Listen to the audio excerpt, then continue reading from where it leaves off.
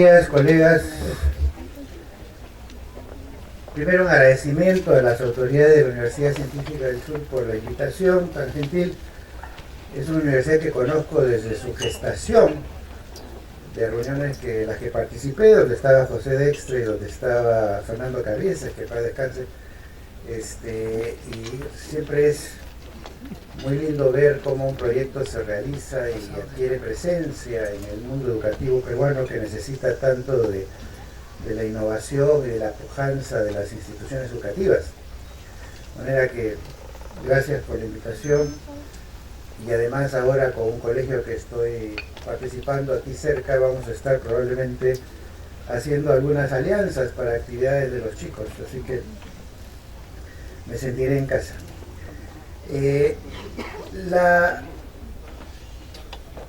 Una de las preocupaciones principales que tenemos en la educación peruana es que durante siglos, diría yo, se ha pensado que hay que preocuparse por los maestros.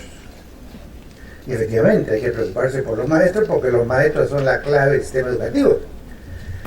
Pero de lo que se ha preocupado muy poco el sistema es pensar en los directores. Y no solo directores en el sentido de un profesor antiguo que por experiencia le piden que maneje una institución, sino todo el tema de la comprensión de lo que es la gestión que tiene que realizar un director al frente de un colegio. El director es una persona que probablemente tiene que participar directa o indirectamente de 50 decisiones diarias, desde si se cambia o no un vidrio hasta si se expulsa o no un alumno. El director tiene que estar en todas, y tiene que ser eficiente, y tiene que ser eficaz, y tiene que ser un gran gestor, un líder, un conductor, un gerente, una persona que encarna la propuesta educativa de la institución. Lamentablemente, las universidades, los institutos, los ministerios no se han preocupado de asegurarse que estas personas se formen bien, se capaciten, entiendan los conceptos modernos de gestión y tengan las facilidades para implementarlas cuando les toca dirigir un colegio, sea público o privado. Y entonces la charla de hoy pretende repasar un poco estos hitos, estas claves que hay que tomar en cuenta si es que queremos liderar una escuela de una manera exitosa, pensando en las realidades del siglo XXI, que ya tiene 14 años de transcurrido, y tomando distancias de lo que podría haber funcionado en alguna época, pero hoy en día ya está fuera de moda. Y lo que quisiera pedirles a todos, entiendo que tienen por lo menos un lapicero y un papel, es que se tomen un minuto nada más para escribir los dos principales problemas de gestión que ustedes tienen en su manejo de su centro educativo.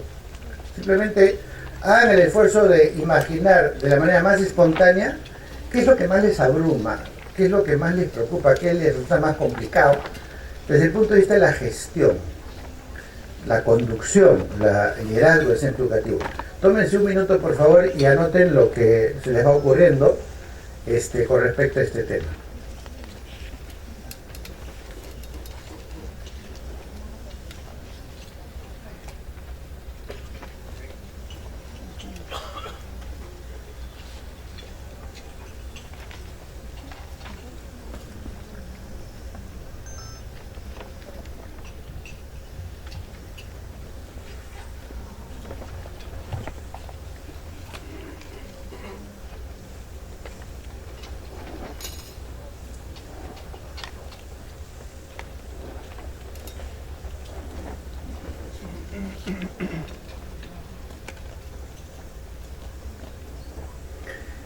Bien, como estamos en situación de conferencia magistral y no de taller, entonces no podemos ir escuchando lo que cada uno escribió, pero yo quiero contarles lo que suele ocurrir cuando hago talleres con directores.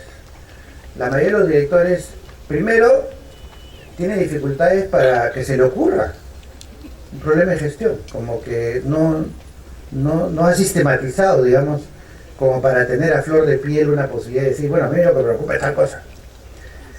En segundo lugar, casi todos los profesores o directores, cuando les pido que hagan este ejercicio, me dicen hay problemas con los profesores, hay problemas con el ministerio, hay problemas con los padres, hay problemas con el currículo. No sé si ustedes habrán escrito algo así. Lo que nunca escriben, o rara vez escriben, es yo soy el problema. Yo no sé qué hacer en determinadas situaciones. Se me hace un mundo, por ejemplo, cuando tengo que escoger qué tecnología voy a comprar. Se me complica mucho cuando tengo padres de familia que son violentos, agresivos.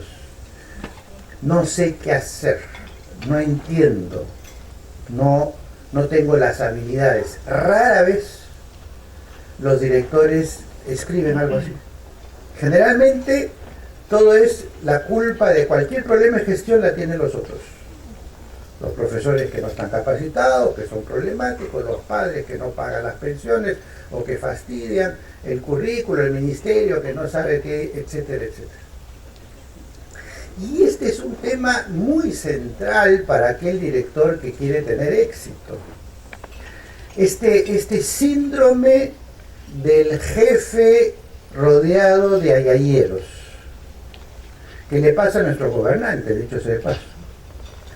Los gobernantes se suelen rodear de gente que los va a aplaudir. Y en general las autoridades públicas lo hacen también. Porque la gente que discrepa con uno, la gente que confronta a uno, desde el punto de vista de productividad es importantísima, porque si dos personas piensan igual, una de las dos está de más. Si hay dos personas juntas es para que las dos piensen distinto y puedan discutir y puedan intercambiar y puedan criticarse mutuamente. Y uno de los ejercicios menos frecuentes de las autoridades es criticar, autocriticar, y que los más cercanos le digan a uno cosas que a uno eventualmente no le gustan o no le parecen, porque hay un sentimiento de que la autoridad es infalible, la autoridad es impotente, la autoridad lo hace todo bien, y si algo sale mal es culpa de otro. Y si alguien se atreve a decirme que es culpa mía, lo voto o lo alejo, o ya no es mi amigo, o lo aparto de las funciones de asesoría porque me incomoda. Entonces uno de los principales problemas de gestión tiene que ver con la capacidad autocrítica, que lamentablemente no se aprende ni en el colegio ni en la universidad. Y entonces obviamente cuando uno se gradúa, uno cree que, bueno, como ya tengo título, entonces lo que hago está bien. Para algo tengo un título. Ese problema de gestión pocos lo suelen anotar. Quizás por vergüenza o por temor o simplemente porque no son, digamos, no se sienten competentes como para autocriticarse.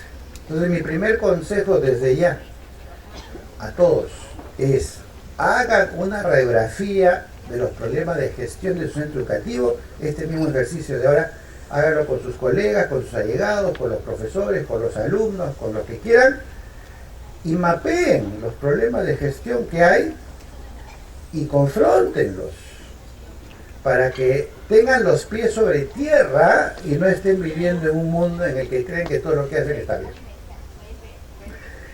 Yo personalmente tomé la iniciativa, una oportunidad, hace unos 3 años, de escribir un libro que se llama Los errores de los cuales aprendí.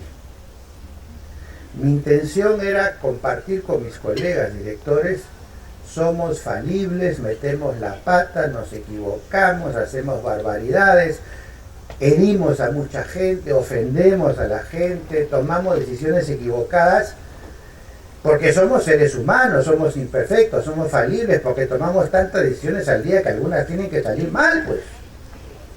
Pero hay dos opciones frente a eso. Una es echarle tierrita, haz de cuenta que no pasó nada. Y la otra es reparar. Me equivoqué, tengo que corregir, aunque me duela. Pero para eso me tengo que dar cuenta que me equivoqué. A veces me doy cuenta solo, mirándome al espejo. Otras veces son mis allegados los que me hacen saber que me equivoqué. Y si tienen razón, entonces tengo que hacer algo al respecto. Sigamos ahora con otros temas vinculados a la gestión.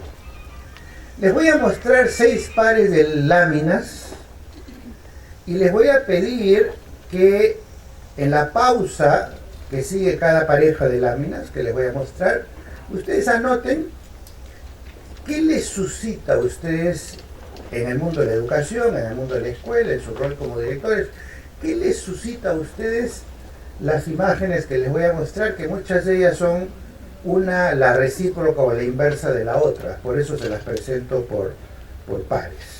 A ver qué se les ocurre, y les pido que tomen la iniciativa de anotar, porque les puede resultar útil, no es para mí, es para ustedes. Entonces, la primera pareja es la siguiente.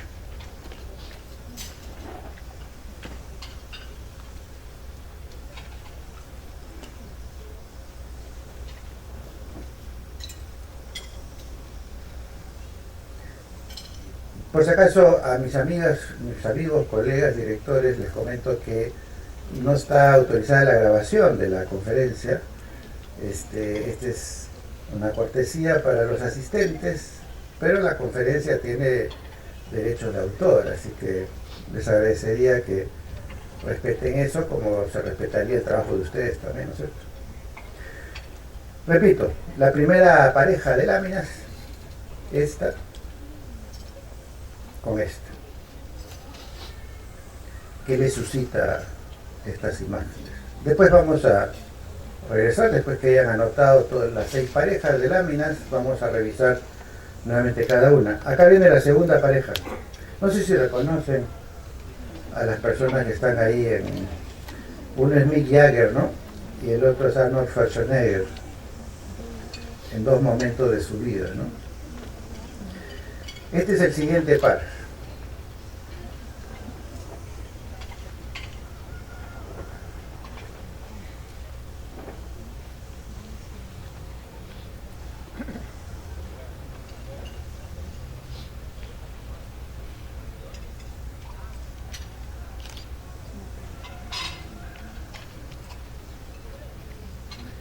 Ahora sigo con el siguiente par.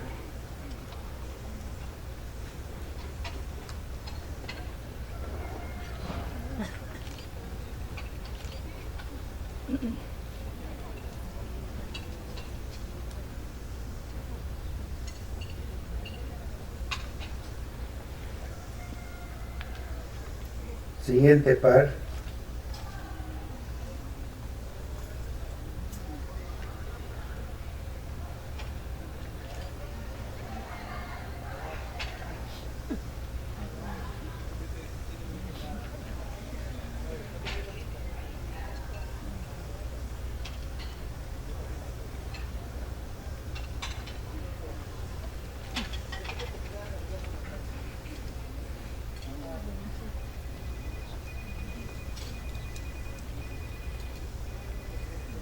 Y el siguiente.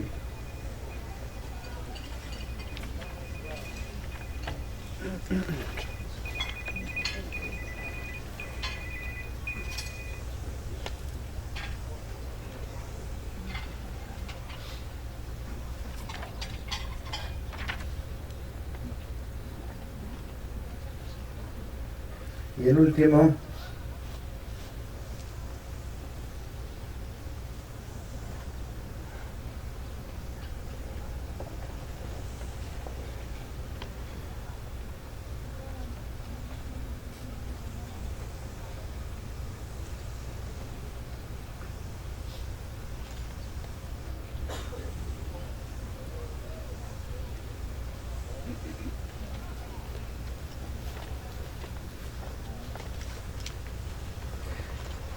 Y entonces, lo que quería mostrarles con esa pareja de láminas, podría mostrarles 100 parejas de láminas, es que en la gestión siempre hay tensiones entre opciones opuestas y alternativas intermedias, ¿no? Pero estamos pensando un poco en las opciones opuestas. Por ejemplo, veamos aquí atrás. Hay cosas que uno conserva de generación en generación. Valores, formas, imágenes. Pero hay cosas que si uno las quiere conservar, se encuentra con que está totalmente fuera de forma, fuera de época. Y entonces la primera gran pregunta es, si yo quiero hacer hoy lo que hacía hace 40 años, ¿tiene sentido? ¿Estoy en las mismas condiciones de hacerlo? ¿Es relevante hoy lo que era relevante hace 30, 40, 50 o 100 años? Entonces hay una primera tensión entre qué conservo, qué cambio. ¿Qué mantengo como se hacía generación tras generación? ¿Y qué cosa ya no tiene sentido conservarla y tengo que cambiarla, renovarla, innovarla? Esa es una primera tensión que los directores tienen que entender y vivir en ella, porque todo el tiempo tienen que escoger. La segunda es cuánto controlo, cuánto suelto. Cuánto controlo con normas, con disciplina, con reglamentos, con estándares, con indicadores, con regímenes rígidos. Cuánto reprimo y cuánto dejo suelto. Que cada uno haga lo que piensa, lo que le parece, como mejor le parece, que tome iniciativa, que sea autónomo, que sea libre. ¿Cuánto de cada uno define mi perfil en la gestión? Acá, ¿el león enjaulado o las personas enjauladas? Es decir, ¿quién hackea a quién? ¿Los humanos a los leones o los leones a los humanos? Traducido a la vida escolar, ¿quién hackea a quién? ¿Los alumnos a los profesores o los profesores a los alumnos? ¿Quién ponen aprietos a quién? ¿Quién crea situaciones que problematizan al otro? ¿El profesor a los alumnos o los alumnos a los profesores? Y cuando digo los alumnos a los profesores no me estoy refiriendo a quien tiene el poder, porque el poder lo tienen las autoridades. Me refiero a que desde el punto de vista aprendizaje, ¿dónde está el centro del poder? ¿El profesor o el alumno? ¿Cuán satisfecho se puede sentir un profesor de que 2/3 de sus alumnos se aburren en su clase?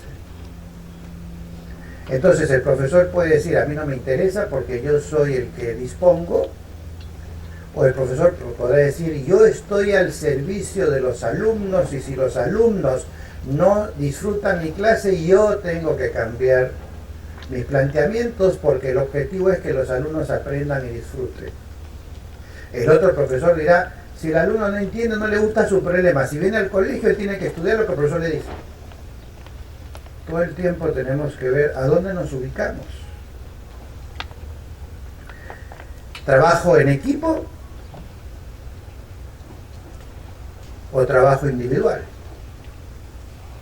¿Dónde nos ponemos? En el mundo del trabajo de hoy casi no se concibe trabajo individual. En el discurso, además, empresarial, de gestión, siempre se habla de trabajo en equipo. ¿Cuánto de lo que hacemos en el colegio se hace en equipo y cuánto se hace individual? Los profesores y los alumnos. ¿Qué escogemos? ¿Que los alumnos hagan sus proyectos juntos, los profesores trabajen coordinadamente, o que cada uno hace sus sílabos, cada uno hace su clase, cada uno hace su examen, cada uno su trabajo, cada uno pone sus notas y los alumnos tienen cada uno que responder por sí solo ante cualquier cosa que el profesor propone? Entonces, ¿dónde está el trabajo en equipo? Es decir, ¿dónde está el equipo y dónde está la formación para trabajar en equipo? O si la formación que estamos dando es para ser individualistas y responder de manera individual a las exigencias que se dan en la vida escolar o universitaria. ¿Qué cosa es lo correcto? ¿Esto o esto? Hay un arquitecto alemán en Hamburgo que a propósito construyó esta casa para demostrar que acá se vive mejor, más cómodo, con más espacio que acá. Pero si yo les muestro esta casa, todos se incomodan. Sienten que está al revés. ¿Por qué? Porque han sido adiestrados desde que tienen 2 años que las casas se construyen así, se dibujan así. Y si a cualquiera de ustedes les hubiera dicho al principio de la conferencia dibujen una casa, hubieran dibujado eso. pero esta casa es mejor que la anterior. Pero nos incomoda, nos hace creer que está al revés, que está mal, cuando en realidad puede estar mejor que la anterior. Es decir, cuán difícil nos resulta a todos que cuando hemos aprendido una manera de hacer las cosas, descubrir que no necesariamente es la correcta, la mejor, la más eficiente, la más eficaz, y que hacer las cosas de otra manera podría ser mejor. Y ahí es donde está el director, que tiene que decir, bueno, ¿y qué hago? ¿Voy a seguir trabajando así? ¿O voy a empezar a trabajar así? Con todas las resistencias al cambio que esto pueda implicar. Y finalmente, clima institucional. Una familia, una empresa, un colegio donde no se puede hablar y decir todo lo que uno piensa, pierden todos. Primero pierden porque no circulan las ideas que pueden mejorar la institución. Segundo, pierden porque esto significa que hay represión, que están intimidados, que se guardan las cosas y demás. Quiere decir que hay un clima represivo en la institución. Pierde cada uno porque no tiene la oportunidad de confrontar sus ideas. Puede ser que yo tenga una idea que me parece genial, pero como no la he discutido, no la he confrontado, por ahí resulta que no es tan correcta mi idea. Pero como no la comparto, no vaya a ser que digan que yo soy sobón o que digan que yo soy un tonto o lo que fuera, mejor no digo nada. Mejor me guardo. Y me guardo todo lo que tengo para decir y me limito solamente a lo políticamente correcto. Eso es un diagnóstico de un clima institucional malísimo, ¿no? Cuando la gente no dice lo que piensa. Y la otra opción es cuándo tengo que alinearme con el grupo y cuándo tengo que marcar las diferencias. Si todo el mundo hace algo que está mal, ¿me tengo que alinear con todo el mundo? Pero por otro lado, si no me quiero alinear y quiero hacer la diferencia, tengo que pagar un costo. Porque me van a rechazar, me van a criticar, me van a atacar, porque el que es diferente incomoda al resto. El que hace algo distinto incomoda al resto. Salvo que tenga la convicción, la fuerza, el coraje para decir, yo apuesto por lo que yo creo. Y si los otros no están de acuerdo, que hagan lo que quieran, pero yo voy a hacer las cosas según mi mejor entender, mi equipo y demás. Puede ser que algún día todos los pescaditos naranjas se conviertan en azules. Pero alguien tiene que marcar la diferencia. Estoy hablando de alumnos, y estoy hablando de profesores, y estoy hablando de promotores o gestores de instituciones. ¿Voy a hacer una más, como todas, a pesar de que tengo mis críticas, o voy a hacer una distinta que encarne mi percepción de lo que es correcto, aunque todos los demás hagan cosas distintas? Y entonces, todos esos elementos que están ahí presentes, ¿no es cierto?, son temas que no se pueden copiar de otro colegio. Por eso es que yo no creo en esos manuales del buen director, manual del buen vendedor, manual de todos esos manuales que le dan recetas cómo tener éxito, porque cada contexto es distinto y porque la identidad institucional se construye con esas cientos de decisiones cotidianas que uno toma, que no se pueden copiar de otro, porque las decisiones que toman otros tienen que ver con su propia realidad, la mentalidad del director, su equipo, sus padres, sus profesores, sus programas, su realidad, su infraestructura, su capacidad económica, y entonces su realidad es distinta a la mía. ¿Cómo puedo pretender que voy a hacer una buena gestión copiando la gestión de otro? Cuando la gestión por definición es irreproductible. Es como que un padre diga, para ser un buen padre voy a copiar cómo es padre mi vecino. Y le va a salir todo al revés, porque no le está saliendo de su propio conocimiento, de su propia inspiración, de sus propias habilidades, de sus propios criterios, de su propia inteligencia, sino que está tratando de copiar lo que el otro hace, lo que el otro haría, lo que el otro piensa, lo que motivó al otro a decidir A, B, C, etc. Y entonces, eso es lo interesante del rol del director. No es replicable. Tan es así que a veces uno agarra a un director que tuvo éxito en un colegio, lo pone en otro y le va mal. Es el mismo director. O al revés. Le fue mal en una institución y le va bien en otra. porque la gestión es función de la constelación de factores de cada institución que no son repetibles. Hay un ejemplo tremendo, poderosísimo de este asunto, que es el de las pruebas PISA. Ustedes saben que Finlandia y Corea del Sur sacan los mismos puntajes en las pruebas PISA. Pero si Finlandia quisiera aplicar el modelo de Corea, se van abajo. Y si Corea quisiera aplicar el modelo educativo de Finlandia, se van abajo. Porque Finlandia tiene una cultura social, nacional, familiar, totalmente distinta a la coreana. El finlandés, por ejemplo, va a decir: mi hijo va al colegio 5 horas al día y después déjalo jugar. Que sea libre, que sea feliz, es niño. El coreano va a decir: en la mañana va al colegio, en la tarde va a la academia, en la noche estudia en la casa porque tiene que romperse estudiando, porque su rol en la vida es estudiar para ascender en una sociedad meritocrática en la cual sus notas de la primaria definen la secundaria define la universidad y la universidad define el centro de trabajo, el centro de trabajo define la remuneración, y para eso desde educación inicial tiene que trabajar 20 horas al día. Son otros contextos, o sea, si yo pongo un finlandés en Corea se vuelve loco, o al revés. Y los dos obtienen buenos puntajes en las pruebas, pero cada uno desde el juego de los factores que definen su propia realidad. Sigamos.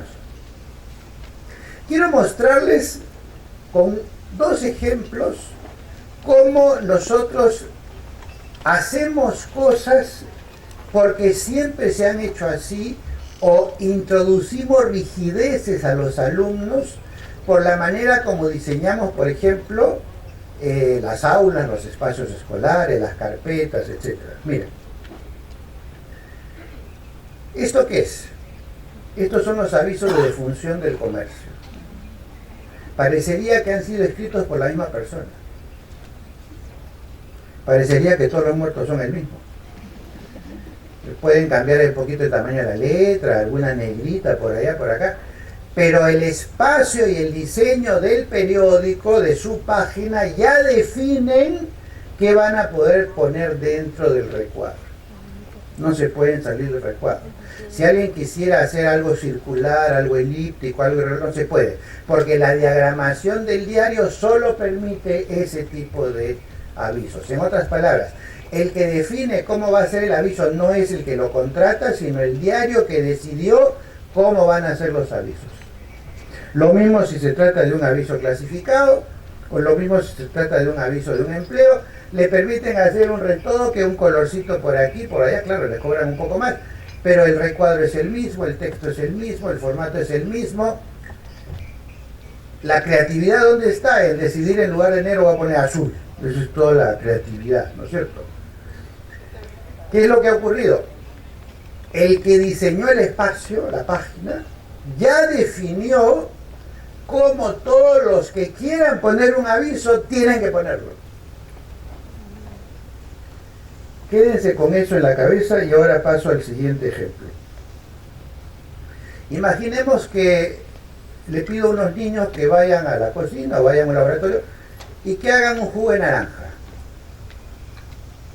Y encuentran sobre la mesa unas naranjas. Entonces, al común de los niños probablemente se les ocurrirá apretar la naranja para que salga el jugo. Ahora imagínense que al mismo niño lo mando a una cocina o una mesa donde hay este aparato. ¿Qué haría el niño? El niño, que probablemente si hubiera estado libre de aparatos hubiera exprimido la naranja con la mano, ahora lo que hace es rotar la naranja para producir el jugo por rotación. Y si lo mando a una mesa en la que lo que va a encontrar es esto, el niño va a entrar y automáticamente pone la media naranja y la exprime a presión, ya no por rotación, sino a presión. Y si le pongo esto, el niño ni ve el objeto, entonces va a usar este aparatito para sacar la naranja y botar el jugo. Y lo mismo si le pongo después este aparato, si le pongo cualquier otro. ¿Qué es lo que esto nos está diciendo? Según, en el primer caso, la distribución del ambiente o de la página, yo lo traduzco ahora al ambiente físico. y según los utensilios que pongo a disposición del usuario, yo he definido cómo va a actuar la persona. Yo no le he dado absolutamente ninguna libertad al alumno cuando lo mando y le digo, haz un jugo de naranja y le doy esto. ¿Cuál es su libertad? ¿Cuál es su creatividad? Nada, el niño automáticamente, porque yo puse eso en la mesa, va a empezar a exprimir. En otras palabras, nosotros condicionamos sistemáticamente a los alumnos a actuar de cierta manera o ser de cierta manera en función de cómo ponemos a su disposición el ambiente escolar, las carpetas, las sillas, las mesas, la pizarra, o los utensilios, el cuaderno, la laptop, por fuera. Nosotros vamos condicionando al alumno cómo debe comportarse. Y lo mismo se ha ido condicionando a los profesores a lo largo de las décadas y los siglos. ¿A qué se espera que hagan en función de cómo se diseñaban los colegios y las aulas? Por ejemplo, miren, si un profesor entra en un aula así, o los alumnos entran en un aula así, nadie tiene que decir nada. El profesor sabe que se tiene que parar delante al lado de la pizarra, los alumnos saben que se tienen que sentar en la silla y que la clase va a transcurrir frontalmente, porque la distribución del aula ya definió cómo va a ser la actividad cuando vengan las personas. Y por supuesto que el aula va a funcionar así. La profesora adelante es la única que mira los ojos a los niños tienen derecho a mirarle la nuca al compañero de adelante, o eventualmente la oreja del que está de costado, porque los alumnos no se pueden mirar los ojos. El único que puede mirar los ojos es el profesor. Está adelante, él dirige, él maneja la situación de manera frontal, vertical, autoritaria. Los alumnos no pueden hablar porque los espacios entre carpetas están hechas para que no hablen, no conversen, y si conversan rápidamente el profesor se da cuenta y los puede sancionar. En cambio, si yo pongo un aula así y pongo mesas para 2 sillas, cuando entren los niños automáticamente se van a sentar así, pero ya es lícita la comunicación de 2 en 2. Los dos que están juntos ya pueden mirarse, ya pueden conversar, ya pueden intercambiar materiales, solamente porque cambié la distribución del mobiliario. En lugar de un mobiliario individual he puesto un mobiliario de a 2. Sigue siendo en este caso una clase frontal, pero ya la comunicación, por lo menos entre 2, se vuelve lícita.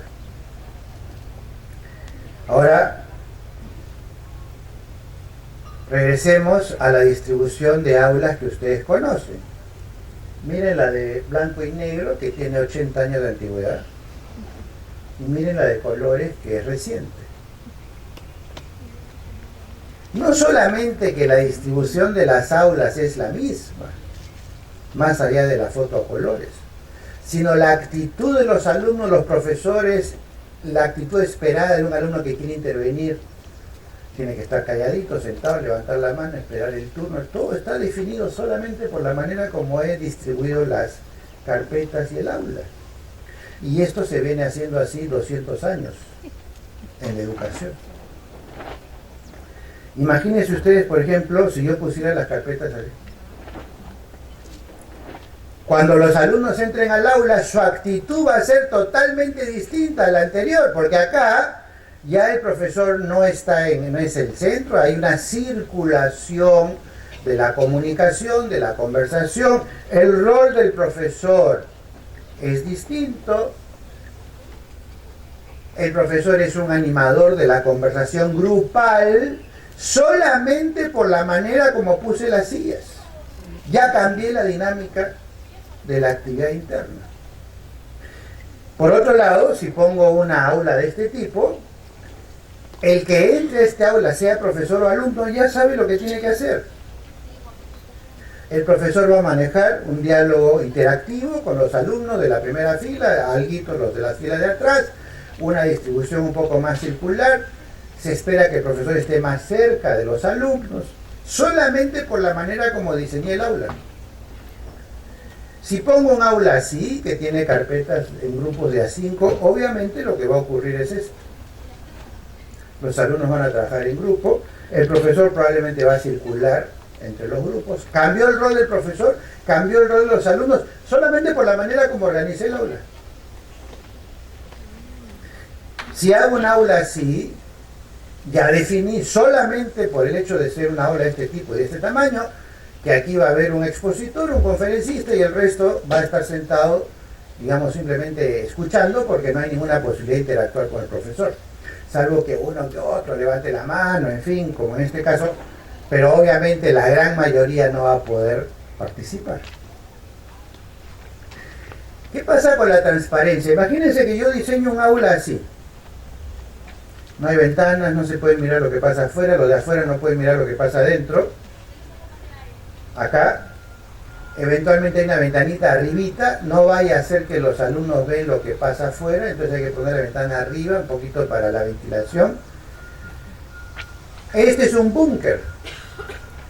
Lo que ocurre adentro, nadie sabe cuando está afuera. Los de adentro no saben lo que pasa afuera, los de afuera no saben lo que pasa adentro, porque en el momento que se cierra la puerta es un búnker. Qué distinto es, por ejemplo, un ambiente así, lleno de ventanas, lleno de vidrios, lleno de luz, salones así. Todo el mundo ve lo que pasa, los de adentro ven lo que pasa afuera, los de afuera ven lo que pasa adentro. Lo que ocurre en estas aulas es sustancialmente distinto a lo que ocurre en un aula así, obviamente. Pero ahora veamos, por ejemplo, si las clases fueran un laboratorio. Basta que yo mande a los niños a este ambiente para que ya ellos sepan cuál es su rol y cuál es el rol del profesor. Solamente por la manera como están dispuestos los materiales, las mesas, las sillas, los utensilios experimentales y demás. Imagínense un atelier que yo pongo así, todos los materiales disponibles para que estén al alcance de todos. No están guardados, están ahí expuestos. Cada uno agarra lo que quiere. Por supuesto los niños van a entrar, manipular, agarrar los materiales y hacer de todo de acuerdo a su libre iniciativa, porque este ambiente permite que el niño que entra agarre lo que quiere, dibuje lo que quiere, construya lo que quiere, en lugar de que todas las cosas están guardadas con llave y que solamente el profesor decide qué cosa va a sacar para la clase de hoy. ¿Y si las clases fueran en el jardín, en lugar de dentro del aula? Qué distinta es la clase, no solamente porque no están dentro del aula, sino que están en el jardín. Y si no hubiera aulas del todo, supongamos que los alumnos tienen que participar en un ambiente de 250 metros abierto, solamente hay unos muebles, hay algunos que están parados, algunos caminan, algunos están sentados, algunos están conversando en grupo, otros están trabajando en una mesa, uno está leyendo en un costadito, los otros están descansando, porque no hay paredes. Y entonces yo hago un ambiente así, muy extenso, muy amplio. Obviamente este profesor no puede hacer una clase frontal. Es un profesor que tiene que acercarse a cada grupo para ver qué cosa está haciendo cada grupo y asesorarlo, apoyarlo en lo que ese grupo eventualmente está discutiendo o está conversando. Y entonces, lo que quiero decirles en pocas palabras con estos dos ejemplos, nada más, de los utensilios que condicionan la actitud de los alumnos y de los profesores, y del diseño del espacio físico de las aulas, que condicionan cuál va a ser la actitud del alumno, la actitud del profesor, es que estas son herencias que tienen más de 200 años y que como son tan frecuentes y tan comunes y tan normales, uno se convierte en pescadito naranja. Todos hacemos lo mismo porque siempre se ha hecho así. En lugar de ponernos a pensar, ¿no estaremos diseñando la casa que está al revés?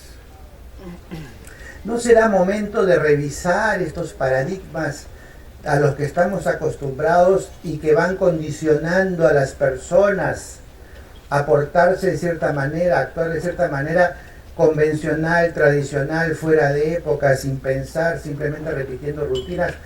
¿No será que estamos introduciendo rigideces en nuestros alumnos, en lugar de introducir libertad, autonomía, independencia, capacidad de pensamiento, confrontación con las realidades y demás? Quiero mostrarles algunos ejemplos de lo que estoy diciendo, de la vida cotidiana, más allá de lo del espacio físico, que solamente es una manera de decirles, miren, cómo lo que hacemos, las decisiones que tomamos los directores sobre cómo organizamos el ambiente ya definen lo que va a pasar con los alumnos. Antes de que el primer alumno se siente en la clase ya sabemos lo que va a pasar. ¿Cuántas otras cosas no hacemos que a la luz de la investigación científica, pedagógica, están al revés?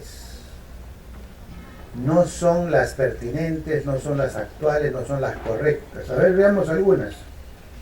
Por ejemplo, en el Perú, igual que en algunos otros países, se ha instalado esta idea de que un buen colegio es selectivo.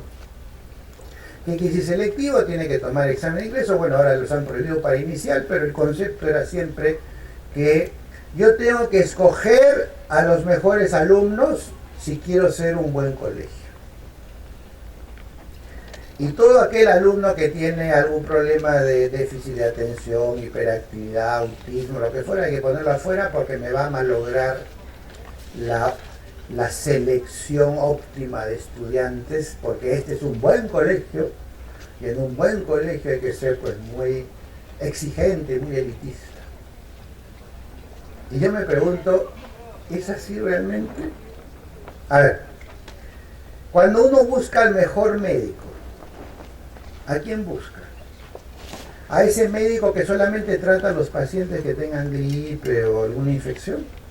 ¿O busca a aquel médico que es capaz de sacar adelante a los pacientes con enfermedades más complejas, con mayores dificultades y demás? ¿Quién es mejor médico? ¿Quién es mejor abogado? ¿El que solamente resuelve los casos de acuerdo al manual, de acuerdo al libro, nada complejo? ¿O aquel que es capaz de resolver aquellas cosas más intrincadas, más complicadas, más problemáticas, que no hay un precedente al respecto, pero en base a su inteligencia, su habilidad, es capaz de sacar adelante un caso que otros no podrían sacar adelante? ¿Quién es el mejor arquitecto? ¿Quién es el mejor psicólogo? ¿Quién es el mejor historiador?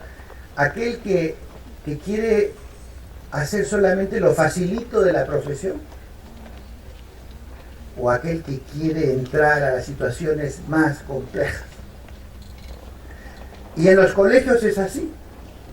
Aquel colegio que es capaz de asumir niños diversos, con todas sus complejidades, con todas sus dificultades, con los temas, con discapacidades, en ese colegio, para que los profesores saquen adelante a los alumnos, van a tener que invertir mucho más inteligencia, esfuerzo, sabiduría educativa, experiencias y demás que permitan sacar adelante a los alumnos que tienen dificultades. Y lo que ese profesor es capaz de hacer con los alumnos que tienen dificultades va a beneficiar a los que no tienen dificultades, porque el bagaje de conocimiento, experiencia, estrategias, visiones que tiene aquel que es capaz de resolver situaciones complejas, obviamente también las va a poder aplicar a todos los otros alumnos que en apariencia no tienen situaciones tan complejas. Por eso es que en el Perú, con mucha frecuencia, los mejores profesores que uno encuentra han estudiado educación especial. Porque son los que mejor entienden qué cosa es individualizar el aprendizaje y plantearle a los alumnos retos de acuerdo a sus posibilidades, sus capacidades, su nivel, y adecuarse en cada caso al alumno genial y al alumno con retraso. Se adecúa a cada uno porque se ha formado para conocer a cada alumno de manera individual y buscar la estrategia que haga que para ese alumno las cosas salgan bien. ¿Cuál es la casa que está bien? ¿La del colegio selectivo o la del colegio inclusivo? En el buen sentido de la palabra. Otro ejemplo. Esta separación de inicial, primaria y secundaria, que en el Perú existe casi desde el inicio de la historia de la educación peruana. ¿A quién se le habrá ocurrido que inicial termina a los 5 años, que primaria empieza a los 6 y termina a los 11, y que secundaria empieza a los 12 y termina a los 17? que es una división que no soporta ningún aval psicológico, psicopedagógico, pedagógico, afectivo, social, ninguno. Eso simplemente existe por comodidad administrativa. Como así fue hace 100 años, hay que dejarlo así. Miren, ¿cuáles son los peores momentos en la vida de un niño para que le fracturen su proceso educativo? En el paso de 5 a 6 y en el paso de 11 a 12. Son los peores momentos para la vida de un estudiante para que le muevan el piso y le rompan la estructura de continuidad de su proceso educativo. Es exactamente lo que se hace en el Perú. El niño que se supone que a los 5 años está prestándose para la lectoescritura, para la consolidación de sus conceptos matemáticos, ni bien está madurando, preparándose para aterrizar ya en la lectoescritura, a los 6 años o 7, depende del caso, le dicen, no, ahora que ya tienes 5 o 6 años, te vas a otro local, a otro ambiente, otro currículo, otros profesores, otro nivel, otro sistema de evaluación, otro sistema de trabajo, otro horario, otro todo. En el momento en que los alumnos más se beneficiarían de que haya una continuidad entre los 5 y los 6 años, y 7, hacer de eso un ciclo, en ese momento al Ministerio de Educación del Perú se le ocurre que fracturar a los niños. Y por eso es que les va tan mal en primer grado, porque no hay una continuidad con los profesores, con el enfoque, con el sistema de trabajo, con el que vienen de inicial, no le permiten que complete el proceso. En la mitad del camino le cortan el camino. Lo mismo ocurre a los 11 años. ¿Cuál es el momento en que los púberes están más revueltos, más anárquicos internamente, más buscando su identidad, más inestables, más confrontacionales, más transgresores, etcétera? Entre los 11 y los 12 años. Y entonces, en un momento en el que por lo menos la institución educativa le debería dar estabilidad, con profesores que ya conoce, con un horario, el sistema de trabajo que ya conoce, con relaciones personales que ya conoce, no, cuando tiene 11 años le dicen, y ahora deja la primaria, te vas a la secundaria con otros profesores, con otros cursos, con otro horario, con otro sistema de evaluación, con otras tareas, con otro trabajo. Y por supuesto, pues que en el Perú la mayor tasa de desaprobados existe en primera y secundaria. Porque le hacemos trampa a los alumnos. Porque maltratamos premeditadamente a los alumnos haciendo esto. Porque cuando el alumno más necesita de continuidad, le descontinuamos su camino. Y por eso es que en los países más inteligentes la educación básica empieza a los 5 y termina a los 14. ¿Y por qué no se hace en el Perú? Porque como siempre se ha hecho así. Y como ya tengo profesores de inicial, de primaria, de secundaria, y como ya hay en el Ministerio de División de Inicial, Primaria y Secundaria, y como ya hay normas que dicen que a los 6 años pasan a la primaria, y como tantas cosas que ya están hechas, es mejor dejarlas así, aunque sea malo para los alumnos. Después dicen, oye, pero si yo hago este cambio, ¿el profesor de primer grado qué? ¿Se va a convertir en profesor de inicial? ¿O el profesor de 5 años de inicial qué? ¿Se va a convertir en profesor de primaria? No, muy complicado, dejémoslo así. Y con este cuento, dejémoslo así, maltratamos sistemáticamente a los alumnos, a pesar de que el sistema educativo ha sido creado para beneficio de los alumnos. Y la última rueda del coche son los alumnos, porque si importaran los alumnos no se mantendría esto. Y hay muchas formas de hacerlo, aunque el ministerio decida mantener los niveles de esa manera, los colegios privados pueden hacer sus arreglos internos para cambiar esas estructuras. Otro ejemplo, ya mencioné, hacemos un salón rectangular como siempre, 6x8, 5x6. ¿Y por qué no un salón circular? ¿Y por qué no un salón hexagonal? ¿Y por qué no un salón en forma de L? Si yo hiciera un salón en forma de L, el profesor diría, oye, pero si yo me paro acá no veo lo que están haciendo los de la L, ¿no? Los del otro lado. Y claro, porque yo no espero que estés parado ahí, pues. Yo espero que circules. Y si vas a circular, ¿qué te importa si el salón tiene forma de L o de S o de O, lo que fuera? No, yo quiero el salón rectangular porque me asegura que yo parado al frente tengo un control completo sobre mis alumnos. ¿No? Otro ejemplo. En muchos colegios todavía encuentro en la mañana, formación en la mañana. ¿Formación? ¿Qué formación? ¿Son soldados? ¿Son militares? ¿Qué cosa son? No, hay que formarlos para que entren a clase. ¿Y por qué tienen que entrar a clase formados? No pueden simplemente ir llegando y entrar a su salón. O en el momento que empieza la clase, los que estaban afuera van a su salón, porque tienen que formar. Y la formación tiene la rigidez de una formación. Tenemos que tener 40 profesores controlando la disciplina, que los alumnos se paren, que no hablen, que no se ríen, que no conversen, porque va a hablar su majestad el director del colegio para saludarlos. Si el director quiere hablar en la plaza, que hable, pues, que se pare y que hable, pero deje a los alumnos en los salones. Y entonces, otra vez, claro, esta es una costumbre de un país como el Perú, que ha tenido tantísimos golpes militares y una inspiración militarista en nuestra educación, que han convertido las formaciones, los desfiles, las marchas en una rutina escolar, como en casi ningún país del mundo. ¿No es hora quizás de replantear qué sentido tienen los desfiles? ¿No? Celebrar el amor a la patria desfilando, marchando. ¿Qué quiere decir? Que un ciudadano que si no hace las veces de soldadito no puede amar a su patria.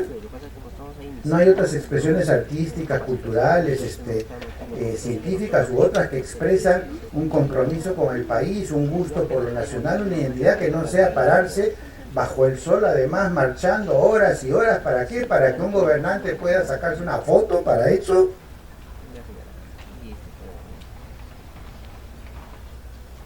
Las áreas separadas por disciplina. Dígame, si yo les digo a ustedes los viajes de Colón a América, ¿cómo se estudian? Entonces dirán, ese es un tema de historia. Pero como es un tema de historia, ¿qué es lo que se estudia? Cristóbal Colón salió del puerto de Pablo, España, en 1492, tomó sus 3 taxis, la Pinta, la Niña, la Santa María, se paseó, se vaciló en el océano 2 meses hasta que llegó a República Dominicana, gritó tierra y descubrió América. Porque los historiadores registran hechos, datos, nombres, rutas, eso es su chamba. Si el descubrimiento de América se enseña así, no hay ninguna razón para que el alumno se entretenga. En cambio, si la historia del Perú se acompaña, o el descubrimiento de América, que además, dicho sea de paso, tiene dimensiones científicas, astronómicas, geográficas, lingüísticas, gastronómicas, militares, políticas, tiene literarias, artísticas, tiene una enorme cantidad de aristas, pero que no se ve ninguna de ellas, porque en historia solamente se ve la linealidad que algún autor de los libros decidió, que es historiador, decidió que tiene que ir en los libros del colegio. ¿Qué de divertido tiene eso? ¿Qué de entretenido tiene eso?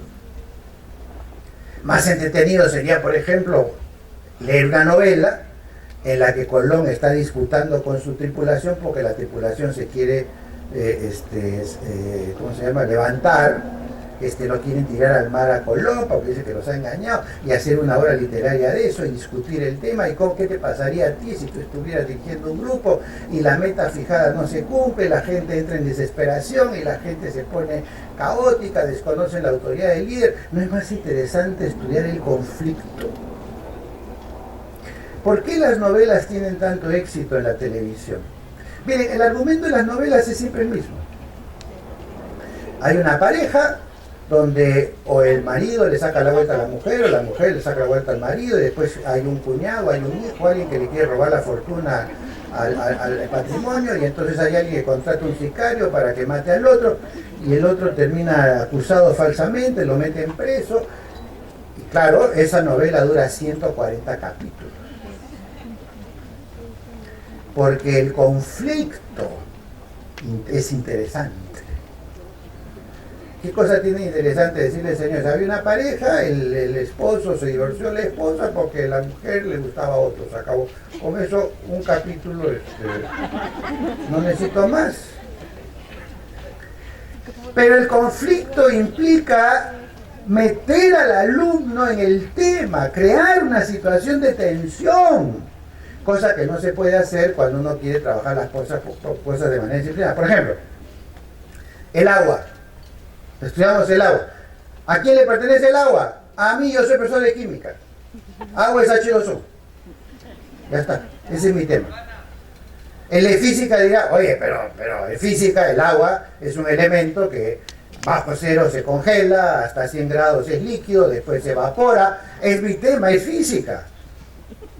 Vendrá el de geografía y decir, no, un momentito.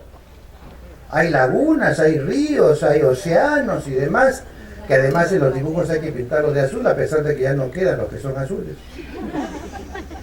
Entonces es un tema de geografía. Y yo le digo a ese alumno que estudió así el agua, le digo, ¿cuál es el problema en Conga? ¿Cuál es el problema en Conga? Y ese conjunto de islitas de información, él no las puede integrar, porque le han enseñado islas de información. No le han ayudado a entender que las cosas de la vida real vienen articuladas en forma de problemas o en forma de situaciones que vienen amarradas y no separadas por disciplinas. Agua, por ejemplo, para los empresarios, ¿qué cosa es? Es un insumo para la fabricación de minerales. Y como hay que tomarlo de una laguna para que no se pierda el agua, le vamos a hacer un reservorio, cambiamos la laguna de un lugar para otro. El agua también. Y a la hora de cambiar de lugar la laguna ya está, pues ¿cuál problema es? Necesitamos que 500 millones de pies cúbicos de agua, ok, entonces los ponemos allá, pues cambiamos de cerro, ¿cuál es el problema? Ahí tienen el agua. Y los nativos sienten, oye, el agua para nosotros es la sangre de la tierra. La ubicación de las lagunas tiene un valor religioso, cultural. Mi tatarabuelo se inspiraba en esa laguna para hacer sus bailes místicos. Y eso no lo entiende el ingeniero que dice, oye, ¿cuánto agua necesitamos tanto? Bueno, si no lo ponemos acá, lo ponemos allá. Nuevamente, porque las cosas se estudian, el ingeniero lo suyo, o el matemático lo suyo, y el físico lo suyo, y el químico lo suyo, cuando los alumnos podrían disfrutar de la vida escolar si las cosas estuvieran más bien integradas. Cuando queremos hablar del medio ambiente, ¿a quién le pertenece el medio ambiente? A física, a química, a biología, a geografía. ¿A quién le pertenece? Dependiendo de quién es el profesor que se apropia del tema, el tema va a tener el sesgo propio de su especialidad. En lugar de que el alumno entienda que el tema del medio ambiente es un tema absolutamente transversal. Entonces, ¿qué estamos haciendo en el currículo cuando queremos separar por asignaturas cada cosa que hacemos? Otro ejemplo, otro paradigma clásico, ¿no? Como la matemática es complicada, tiene que estar en las primeras horas del día, ¿no? Y hay muchos colegios cuando organizan las horas de matemática tiene que ir en la mañana, en las primeras horas del día. ¿Por qué? Porque esas horas el alumno está más despierto, más dispuesto, etc. Muy bien. Miren la cantidad de estereotipos, además falsos, que se están utilizando. Primero, que la matemática es más importante. Si se duerme en arte no importa, si se duerme en historia no importa, en matemática no se puede dormir. Tiene que estar despierto, ¿no es cierto? Entonces hay que privilegiar la matemática, aunque el niño sea un gran artista o un gran literato, nada, matemática. Primer estereotipo. Segundo estereotipo, ¿quién les ha dicho que a las 8 de la mañana el alumno está más despierto? Los alumnos están despiertos más o menos a las 11 de la mañana. O sea, la matemática habría que ponerla en ese caso a las 11, no a las 8. Y no el lunes, sino el miércoles, porque el lunes está la resaca del domingo. Entonces, pero sin embargo, si ustedes analizan cómo se construyen los horarios, ahí está. Además, cuando hay una actuación o cuando hay alguna ceremonia, ¿qué horas no se pueden tocar? Las de matemática. ¿Cuáles sí se pueden tocar? Bueno, la de arte, la educación física, ¿no es cierto? Porque eso qué importa, ¿no es cierto? Y entonces a los alumnos que son muy dotados en deportes, en arte, todo lo demás, le decimos lo tuyo vale menos, porque si no eres dotado en matemática estás reventado. Si Vargas Llosa no tuviera premio Nobel no entraría a la universidad porque le toma examen de matemáticas. Y si no es buena en matemática no sirve. Los exámenes. Todos hablamos de trabajo de grupo, de fomentar el espíritu colectivo, de hacer que los alumnos aprendan a discutir, a deliberar y todo lo demás. Pero el trabajo en clase es individual, Las evaluaciones son individuales, los exámenes son individuales, las tareas son individuales, las notas son individuales. ¿Dónde está el trabajo de grupo? Y entonces cuando uno dice, no, pero si trabaja en grupo, ¿cómo sé yo qué cosa ha aprendido cada uno? ¿Cómo evalúa cada uno? Entonces, como no sé cómo hacerlo, mejor que quede individual.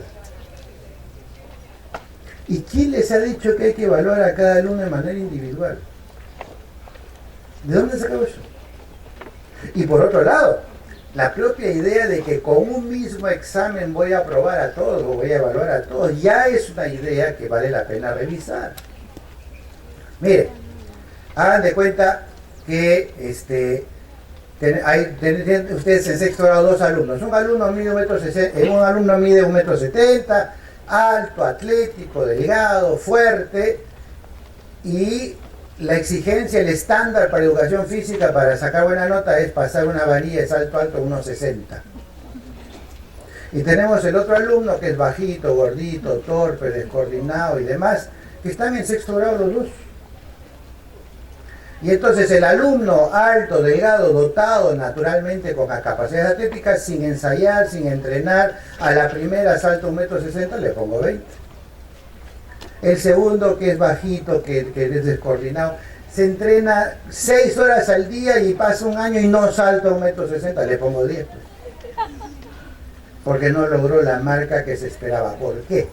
Porque la misma marca, el mismo estándar, el mismo nivel, tienen que lograrlo todos. Es decir, todos sabemos que los alumnos son distintos, todos los alumnos sabemos de que hay diferencias en su ritmo, sus capacidades, su inteligencia, sus posibilidades, su capacidad de atención, etc. Y sin embargo, los queremos evaluar a todos con la misma prueba, el mismo trabajo, el mismo tema, las mismas notas, etc., con lo que premeditadamente perjudicamos la autoestima de por lo menos 2/3 de los alumnos. ¿Qué quiere decir que yo en un salón, por ejemplo, considero que una buena nota es de 17 a 20? Lo que quiere decir es que, por definición, yo espero que el 80% de los alumnos salgan mal. Y le transmito ese mensaje. Sale mal. ¿Por qué? Porque no está en el nivel de los que tienen la mejor nota o el tercio superior o como quiere que se le llame. Es decir, un sistema educativo que le está diciendo sistemáticamente a los alumnos por el sistema de evaluación que utilizamos, 2/3 de ustedes están mal. Para eso es el sistema de evaluación. Para compararlos y denigrarlos. Para marcar un estándar que es alcanzable solamente por algunos y afectar a todos los otros que no están en condiciones de llegar a ese estándar. Para eso lo hacemos un sistema de evaluación. Los hacemos competir entre sí. ¿Qué sentido tiene hacer competir? Muchas veces yo digo a los profesores, oye, imagínate que tienes un alumno que tiene síndrome de Down. En un salón de clase al lado de un alumno que tiene capacidad intelectual genial. ¿Les pondrías el mismo programa, el mismo sistema de evaluación, las mismas exigencias? Me dirían, no, pues, el que tiene síndrome de Down tienes que evaluarlo en función de sus capacidades, su progreso, su avance. Y entonces yo me pregunto, ¿tengo que tener síndrome de Down para que se den cuenta de que yo soy diferente al otro? ¿No puedo ser un alumno que tiene un desempeño de un nivel un poco más alto para que digan, y sin embargo, como son distintos, cada uno tiene que ser entendido y apoyado y acompañado de acuerdo a su individualidad, de acuerdo a su nivel, de acuerdo a su capacidad, de acuerdo a su entendimiento? Pero no, como hay un estándar único, un sistema único de evaluación, entonces hay que medirlos a todos por igual. Y el sistema de notas lo que hace es eso, comparar a todos, a pesar de que son diferentes, con un mismo estándar alcanzable solamente eventualmente por uno, que es el que sacaría 20. Y todo el resto va a quedar rankeado por comparación a los rangos inferiores. Y entonces creamos una situación como en una competencia en la que hay un ganador y todos los demás son perdedores. ¿Qué sentido tiene un sistema de evaluación así?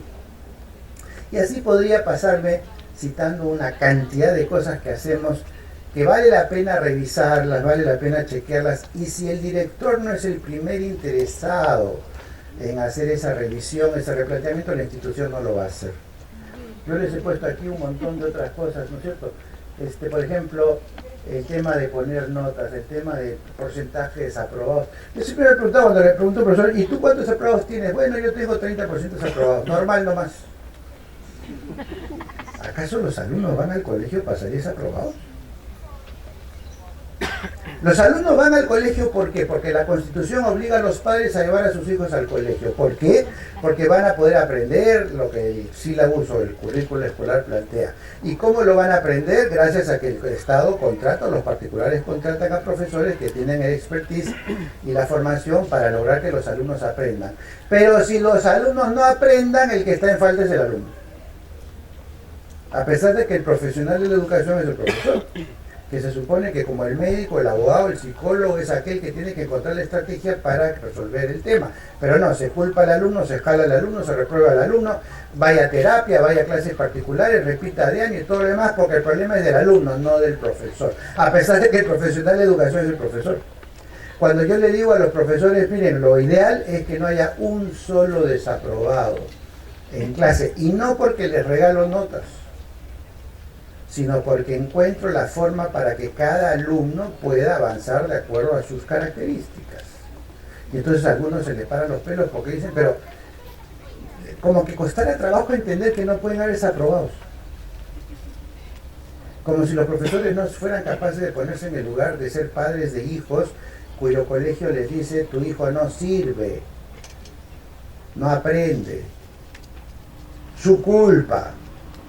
A veces culpan a los padres. Ustedes no se ocupan de atender a sus hijos en la casa. ¿Acaso eso es el trabajo de los padres de familia? Yo a los padres de familia siempre les digo, no se metan. No se metan, ¿para qué se meten? Ustedes no son profesores particulares, ¿para qué se meten? Dejen que sus hijos trabajen solos. Y si su hijo no avanza, el problema del profesor, no de los padres. Y sin embargo lo hemos convertido en problema de los padres y no de los profesores. La casa al revés otra vez. Y así, la repitencia de año, otra de esas fórmulas que se acostumbran tanto, ¿no es cierto?, dentro de este mundo de que el alumno cargue con la culpa de que los profesores no saben qué hacer con ellos. Mire, las investigaciones muestran en el mundo entero de que 4 de cada 5 repitentes, cuando repite, le va peor que antes. Y por eso no hay repitencia ni en Europa y en buena parte de los países asiáticos, ni en Estados Unidos, ni en Cuba. Pero en América Latina somos más inteligentes, somos más hábiles, y entonces el alumno que no aprende, que repita de año. Otra vez, la culpa de la que el alumno no aprende es del alumno. Ahora, ¿cuál es ese caso en el que un repitente sí mejora? Cuando recibe atención especial que le ayuda a resolver los problemas que causaron la repitencia. Y si eso es lo que lo ayuda a no repetir, ¿por qué no se lo dan antes que repita? Y bueno, en fin, hay varias otras cosas más, el tema, por ejemplo, de los alumnos excluidos, el tema de las copias. Voy a terminar con este ejemplo de los alumnos que copian. La costumbre es que los alumnos no pueden copiar, porque los alumnos que copian están transgrediendo las normas, ¿no es cierto? Y entonces yo recuerdo mucho un programa de radio en el cual se discutía la gran cantidad de alumnos que aprueban copiando, que copian en los exámenes y demás, tanto en la universidad como en los colegios y demás. Y había una reunión, un panel, donde había un padre de familia, había un maestro, había un psicólogo, había un sacerdote, creo que estaba yo, un abogado también. Y el rollo era que no es posible que los alumnos se copien, no hay que permitir que los alumnos se copien, los alumnos que copian son transgresores y transgreden hoy, mañana van a ser criminales porque se van a acostumbrar a que pueden transgredir, y toda la moralina esa que les tiran a los alumnos para que no se copien, para que se ajusten al designio del profesor que diseñó el examen. Entonces, bueno, tocó mi turno. Yo dije, yo lo entiendo. Para mí, el alumno que copia muestra más habilidad, más audacia, más capacidad de asumir riesgos, más capacidad de asumir las consecuencias de sus actos, más responsabilidad, más valentía, más coraje, etcétera, que aquel que no se copia. Porque si yo puedo aprobar un examen copiando, ¿no es más eficiente acaso copiar? Es lo más eficiente. Es más, le voy a subir la autoestima al profesor, porque si yo copio exactamente lo que está en el cuaderno, con puntos, comas, figuritas, con los títulos, los colores, sin errores ortográficos, el profesor va a ver la prueba y se va a sentir halagado. ¿Cómo sus alumnos producen conocimientos tan supremos? Yo le estoy levantando la autoestima al profesor, deberían agradecerme porque me dicen que soy un transgresor. El alumno que se copia en defensa propia, en defensa de la dignidad de su cerebro, en defensa de la dignidad y los derechos humanos de su cerebro. Porque su cerebro ha sido creado para pensar, no para ser una enciclopedia que tiene que memorizar lo que otros han escrito, pensado, producido o puesto en los libros. Para eso no es mi cerebro. Mi cerebro es para pensar, pensamiento original, pensamiento mío, pensamiento construido en base a mi propia reflexión, que por supuesto se nutre de los estímulos de otros, pero que su valor principal es lo que yo produzco, no lo que está producido por el autor del libro. Y entonces, si no quieren que los alumnos se copien, no les hagan preguntas que se puedan contestar copiando. Y se acabó. Háganlos pensar. Pónganles retos que los obligan a incomodarse intelectualmente para producir una solución. Por ejemplo, si los alumnos están viendo ahorita el tema de Venezuela, preguntarles, si tú estuvieras en la calle en este momento en Venezuela, ¿qué harías? ¿Cómo te comportarías? Si tú estuvieras en el gobierno, ¿qué harías? Si tú fueras familiar de Maduro, ¿qué harías? Y vamos poniéndonos en los distintos escenarios. Eso no está en ningún libro. O regresando a los viajes de Colón. El alumno estudió que Colón se paseó por el océano, ok, muy bien. Pregunta para el examen. ¿Por qué Colón vino por el Atlántico? ¿Por qué no vino por el Pacífico? Eso no está en el libro. Y bueno, pues, tienes que pensar. Miren, tenemos que convertir a los alumnos que son reproductores del conocimiento de otros en alumnos constructores de su propio conocimiento que nace de su propio razonamiento, reflexión, contrastación, discusión, investigación, etc. Ese es el objetivo del aprendizaje. No repetir y reproducir lo que otros han escrito en algún libro, en un manual, y que el alumno se tiene que apropiar de eso si es que quiere aprobar un examen. Les hago un reto a todos ustedes. Agarren un alumno que sacó 20 en examen de literatura o de historia o de economía tradicional y tomen el mismo examen un mes después sin avisarle. Y a ver qué contesta. Y tomen el mismo examen 6 meses después. A ver qué contesta. Y van a descubrir que la mayoría de los alumnos olvidaron todo.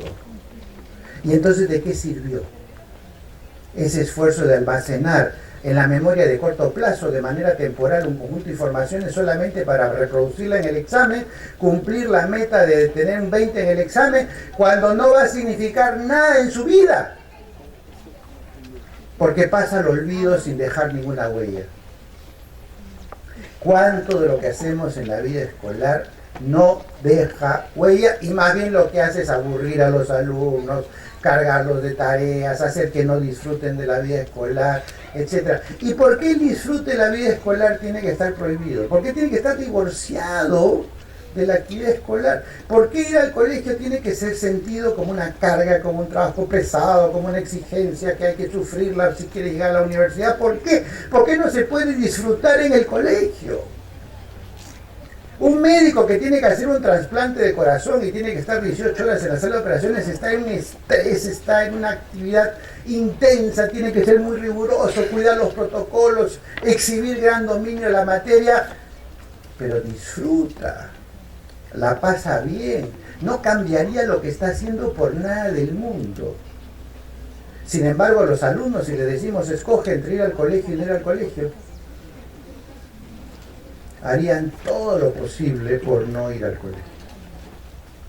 Bueno, amigos, lo que he querido compartir con ustedes esta mañana son algunas reflexiones. No es que yo tenga razón en todo lo que digo, no es que lo que yo esté planteando tiene que ser así. Lo único que quiero es que cada uno de ustedes, en base al diagnóstico que ustedes han hecho de sus problemas de gestión, y que podrían hacerlo un poco más extenso si es que lo hacen en su propio colegio con sus colegas y demás, hacen una lista. ¿Cuáles son los principales 10 problemas de gestión que tenemos? Quizá analizar los problemas desde ópticas distintas con estrategias distintas, con visiones distintas, no solamente les desactiven los problemas que tienen, sino los puedan convertir en instituciones más eficientes, más entretenidas, más agradables, más cordiales, donde los alumnos disfrutan más, etcétera, etcétera. Eso sí depende de los directores. Esa sí es una tarea de la gestión. Cómo construyo un clima institucional que sea estimulante, nutritivo, agradable y que haga que la gente se sienta, los alumnos, los profesores se sientan felices de venir, de participar, de tomar parte de las actividades, de aprender y eventualmente sobrellevar las cosas que no me gustan tanto porque hay otras que me encantan y en resumen la paso bien en mi colegio. Ojalá algo de todo esto pueda ser parte, digamos, de vuestra reflexión a partir de ahora, y les reto, hagan la prueba, no pierden nada, hagan un levantamiento, cuáles son los problemas de gestión y cómo estamos acostumbrados a enfrentarlos y de qué otra manera podríamos abordarlos. Ya con eso creo que muchos darían un paso adelante en muchos de los problemas que los acogen. Bueno, es todo. Muchas gracias.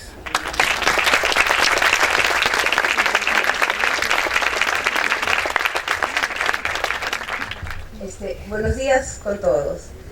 Hay una inquietud, ¿no? Que existe en los colegios, que se está dando, en algunos colegios está prohibido llevar celulares, en otros colegios está permitido, en otros obviamente se puede sacar solamente a la hora del recreo y no en horario de clase porque efectivamente distrae a los alumnos, etc. Quisiera saber su opinión al respecto. ¿Qué le parece? Gracias. Miren, hace 5 años el celular era un teléfono. Y entonces efectivamente si uno quería mantener una cierta privacidad, un cierto orden interno, el hecho de que los alumnos en cualquier momento llaman por teléfono, en fin, genera una serie de problemas porque primero no les enseña a esperar. ¿Quieres comunicar algo? Espérate hasta el fin del día. Yo creo que es buen aprendizaje saber que hay cosas que hay que esperar, no se pueden hacer en el momento. En segundo lugar, resuelve el problema de la cantidad de padres de familia que se angustian cuando los hijos lo llaman y dicen, mamá, Pepito me ha pegado. Entonces la mamá agarra un carro y se viene al colegio y dice, ¿por qué le han pegado a mi hijo? Es decir, se perturba totalmente la vida escolar y entonces la prohibición de la comunicación directa en ese momento tenía más ventajas que desventajas. Pero ahora resulta que los celulares o los llamados celulares casi no se usan como teléfono. Ahora tienen grabadora, tienen acceso a internet, pueden acceder a las fuentes de información, hay colegios inclusive que ni siquiera tienen acceso a internet, pero tienen los chicos los celulares. Permite tomar fotos, permite grabar, permite hacer presentaciones, cada vez más las tablets también van a permitir eso. Quizá la ventaja de la tablet es que no tiene teléfono. Pero inevitablemente hay acceso a correo electrónico y demás. Entonces, dependiendo del espíritu de cada colegio, yo creo que tener, por ejemplo, tablets, podría ser tener más ventajas que desventajas, y las normas pueden ser las mismas normas, o si es que son celulares, de cualquier clase. Los profesores le dicen, miren, a la hora de la clase no se usa el celular y el que usa el celular está transgrediendo, es decir, es como cualquier otra norma que uno plantea para las reglas de juego en una clase.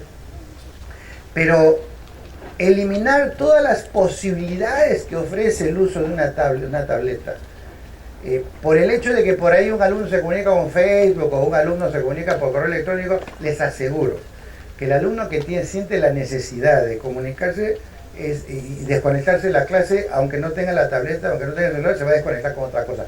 Es más, hay alumnos que han desarrollado una maestría espectacular en adoptar caras de interés. Es decir, se sientan en la primera fila o en la última y tienen una expresión facial como que estuvieran fascinados por el profesor, hasta le brillan los ojos, ¿no?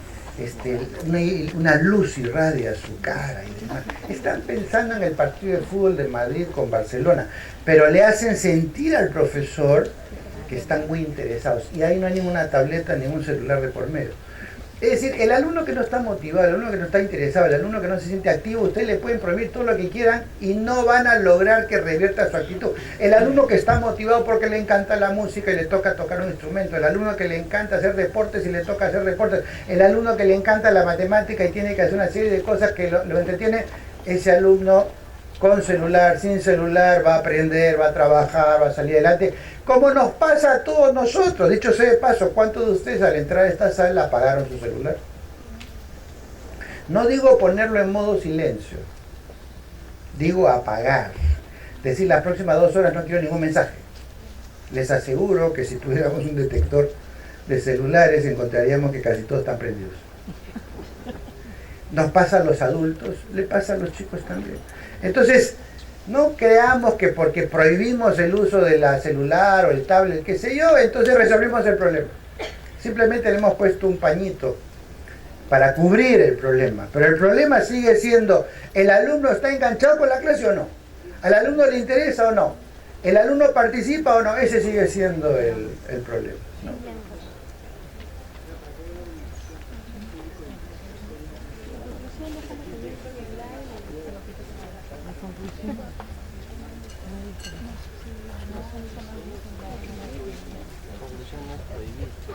Doctor Roger, muy buenos días.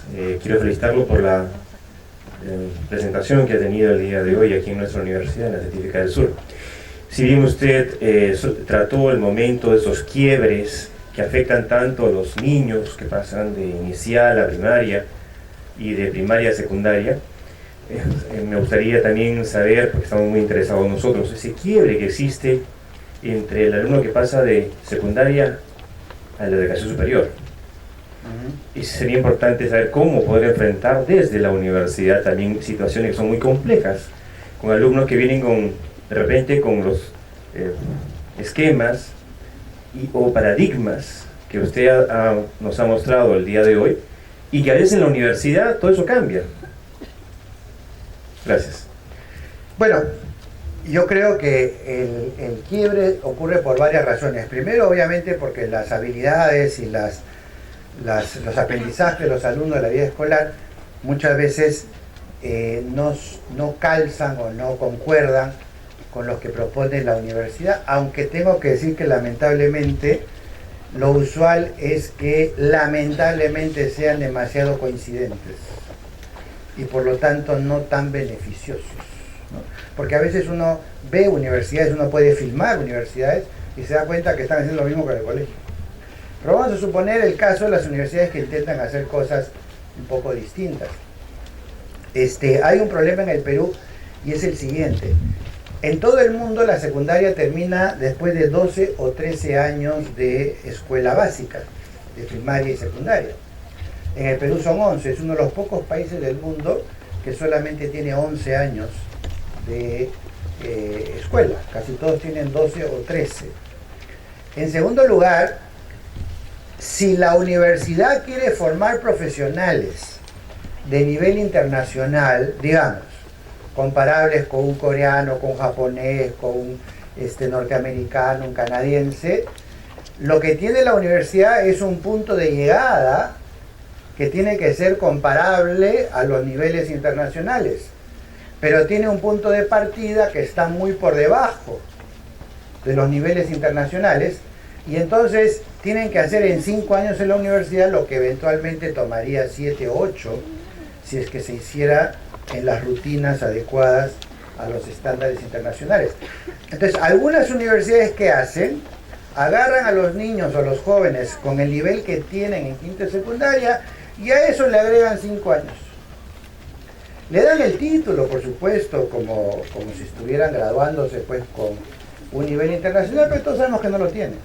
Lo único que han hecho es completar un poco la secundaria que les faltó y es como que hubieran hecho una educación terciaria, aunque tengan título de médico, no importa, pero tienen una educación terciaria. Hay otras universidades que dicen, no, el hecho que en el colegio hagan muy poco no significa que yo voy a formar profesionales que no tengan al final de su carrera un estándar de nivel mundial o internacional. Y entonces tengo dos opciones. Una, aceptar en el ingreso solamente a los que por su cuenta, en la academia, en la predio, sabe dónde levantaron su nivel con lo que el colegio no les dio. Y la otra posibilidad es recibirlos con el nivel que tienen, porque finalmente no tienen la culpa de que el colegio no lo formaron bien, pero dentro de la universidad crear un sistema suficientemente riguroso, exigente y demás, que se asegure que en el proceso de los 5 o 6 años el alumno va a ir, digamos, subsanando lo que no trae de antes.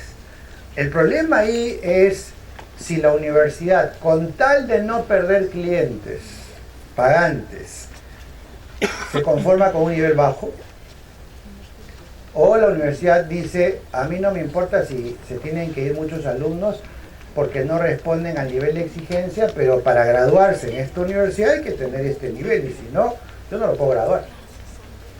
Y es ahí donde las universidades tienen que tomar sus decisiones estratégicas. Pero una universidad que lo que pretende es agarrar niños o jóvenes de 11 años de colegio que apenas saben redactar un ensayo o apenas conocen la aritmética básica y pretender que con 5 años, digamos, accesibles a todos se gradúen con carreras, con profesiones, con títulos que pueden ser comparables con los que obtienen en Estados Unidos o en Canadá o Inglaterra, eso es una ficción. Y ahí es donde hay que tomar las decisiones estratégicas en cada universidad. ¿Me bajo de nivel para graduar a todos? ¿O me subo de nivel y solo se gradúan los que llegan a ese nivel? Esas son decisiones estratégicas de cada universidad. Pero que el punto de partida de las universidades peruanas va a ser más bajo que las otras, es más bajo porque así salen del colegio. Ahora, hay universidades, como en algún momento lo hacían, por ejemplo, la UNI, la Agraria, no quiero mencionar las privadas por ahora, que decían, mira, si no aprendiste en el colegio lo que tienes que aprender, tu problema, anda a la academia, 4 semestres, 6 semestres, quieres estudiar medicina, quieres estudiar ingeniería agrónoma, tú ve cómo te preparas, pero para entrar acá tienes que tener nivel más alto. Es otra estrategia en la que la universidad cuida cuál es la selección que hace de los ingresantes. Hay una diferencia entre la universidad y el colegio. El colegio es obligatorio, es una formación que todo ciudadano tiene que tener para poder desempeñarse como ciudadano. La universidad no está hecha para que todos vayan a la universidad. La universidad está hecha para que la gente con determinadas dotes, capacidades, motivaciones, habilidades, digamos, propias de la especialidad que uno quiere desarrollar, capacidad de trabajo, persistencia, etcétera, después de mucho trabajo y mucho esfuerzo lleguen a culminar una carrera. No se puede garantizar que todos los que ingresen se gradúen si es que uno quiere hacer un sistema exigente. Y entonces lo que para un colegio es un absurdo, para un colegio sería absurdo que de cada 100 que entran terminan el colegio 30, ¿no es cierto? Para una universidad o un centro de altos estudios de cualquier materia, que entren 100 y se gradúan 30 ya tiene más sentido. Porque ahí sí hay un proceso de selección premeditada, porque solamente los más capaces y competentes en ciertas áreas pueden graduarse. Porque esos van a tener en su mano la vida, la salud, el patrimonio de los demás. En cambio, el colegio cumple otra función. La función del colegio es acompañar a los niños en su proceso de formación básica, acción básica, para que sean solventes en los elementos de la cultura general que son requeridos para todo ciudadano y llegar a la mayoría de edad con una serie de herramientas que le permiten desempeñarse en la sociedad. Es otro tipo de razón de ser de la institución.